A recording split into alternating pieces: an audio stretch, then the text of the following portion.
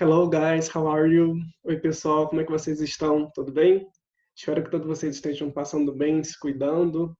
Estou sentindo muita falta de vocês, de poder estar pessoalmente com vocês, dando as minhas aulas, podendo interagir com vocês.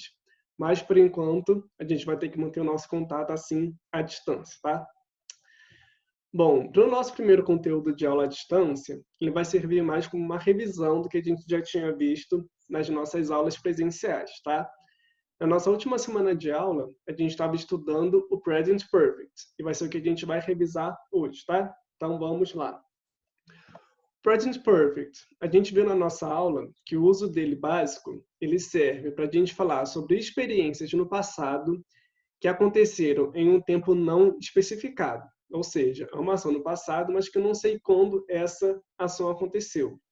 E, ao mesmo tempo, esse uso do present perfect, ele pode ter uma relação do passado e que ainda tem relação com o momento presente, tá? Mais para frente a gente vai ver um exemplo para ficar mais claro. Nossa estrutura no present perfect. Como é que vai funcionar? A gente tem que ter o sujeito da nossa frase, seguido do auxiliar have ou o auxiliar has, e depois o verbo no passado particípio, tá? Então, quando que eu vou usar o auxiliar have e quando que eu vou usar o auxiliar has? A gente tem aqui embaixo especificando. Eu tenho o verbo auxiliar have, ele será usado quando o sujeito da frase se referir aos pronomes I, you, we ou they.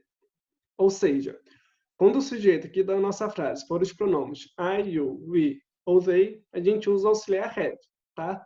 E quando o sujeito for os pronomes he, she ou it, a gente usa o auxiliar has. E depois vai vir o verbo no passado particípio, que como é que vai funcionar? A gente tem aqui. O verbo no passado particípio, ele poderá se referir aos verbos regulares, que são aqueles terminados em ed. No caso, esses são os verbos mais fáceis da gente usar. Só lembrar da regrinha do ed, tá? Já os verbos irregulares, eles vão ser aqueles que não vão ter uma regra específica. Ou seja, cada verbo vai ter uma forma diferente no passado. Aí, para isso, a gente vai ter que consultar uma tabela de verbos.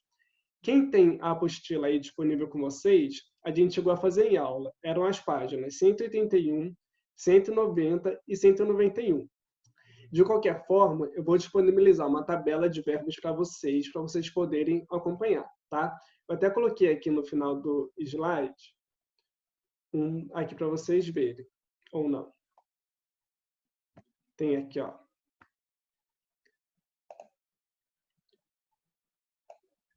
Exemplos de verbos irregulares. Eu tenho aqui, a primeira coluna são os verbos no modo infinitivo, tá? Por exemplo, o verbo be, o verbo to be no caso. Quando ele tiver aqui para o passado particípio, a gente vai ter que usar sempre essa terceira coluna aqui. No caso, passado particípio do verbo be, vai usar a forma been, tá?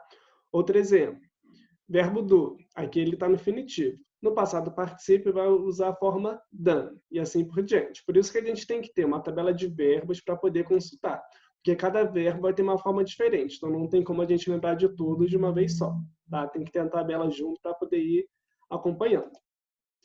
Voltando aqui para a nossa apresentação. A gente tem aqui alguns exemplos para ver como vai funcionar na nossa estrutura. Ó, primeiro exemplo. I have worked a lot. Eu trabalhei ou eu tenho trabalhado muito. Estou falando de uma ação no passado que ainda tem relação com o momento presente, tá? Seguindo lá a nossa estrutura. A gente tem aqui primeiro o sujeito, pronome I. Quando eu tenho o pronome I como sujeito, vou usar o auxiliar have. E depois o verbo no passado particípio. Aqui, no caso, o verbo work, ele é um verbo regular. No caso, só colocar o ed para indicar que ele está no passado, tá? I have worked. Segundo exemplo. She has finished her exercise. Ela terminou o seu exercício. Tenho aqui, ó, sujeito, pronome she. Se eu tenho o pronome she como sujeito, vou usar o auxiliar has.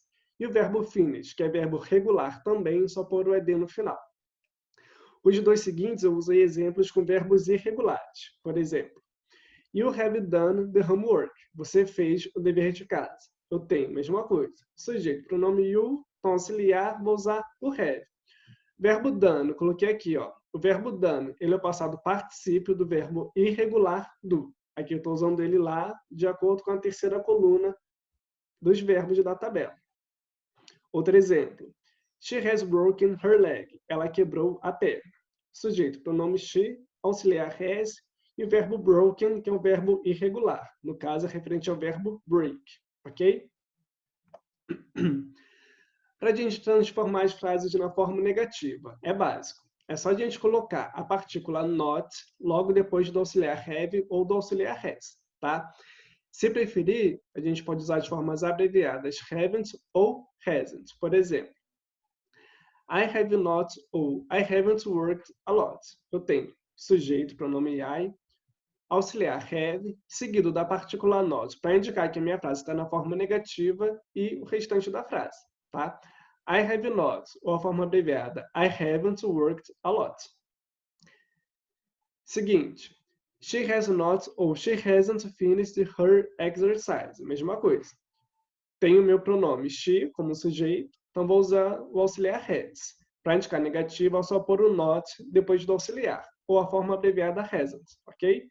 She hasn't finished her exercise. Fiz a minha frase na forma negativa. Quanto à forma interrogativa, é mais fácil ainda. É só a gente inverter o auxiliar com o sujeito. Ou seja, o nosso auxiliar, have ou has, ele vai vir lá no início da frase e depois vem o sujeito. É só inverter as duas primeiras palavras.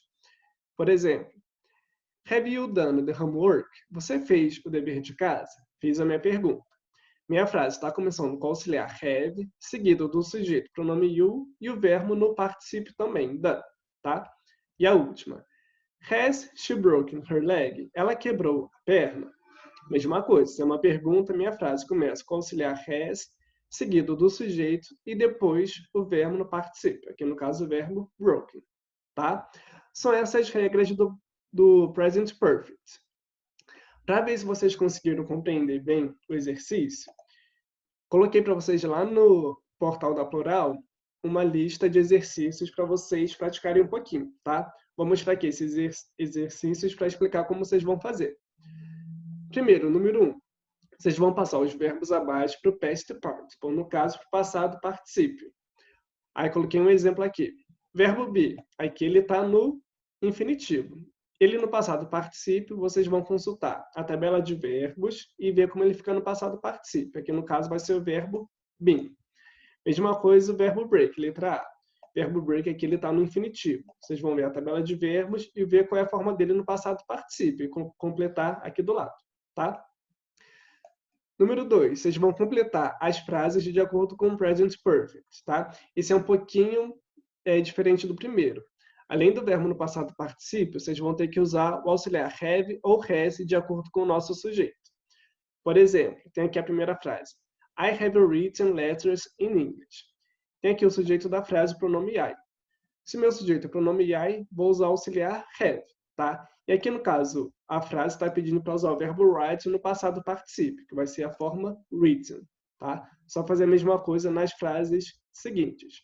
Vê o sujeito, descobre qual auxiliar você vai usar, se é o have ou has, e depois o verbo aqui entre parênteses, passado para o passado particípio. Uma dica, tentem pesquisar na internet, se não tiver na listagem que eu passei para vocês, a forma dos outros verbos como é no passado particípio, tá? Que é fácil de encontrar. E lembrando que tem verbos que podem ser regulares, no caso, só colocar o ed no final. E a número 3, vocês vão passar as frases para as formas negativa e interrogativa. Por exemplo, letra A eu tenho aqui, Carol has brought sandwiches for the kids. Forma interrogativa, o que tem que fazer?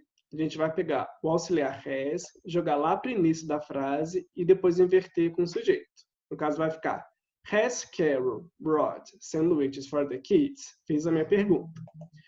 E a forma negativa? Só lembrar de usar um not depois do auxiliar. Ó, Carol has not brought sandwiches for the kids. Ou, se vocês preferirem, pode usar a forma abreviada hasn't. Carol hasn't brought, tá? Esse é o exercício que vocês têm que fazer para a próxima aula. O que eu vou fazer? Na próxima aula, eu vou gravar um vídeo corrigindo esse exercício com vocês, tá?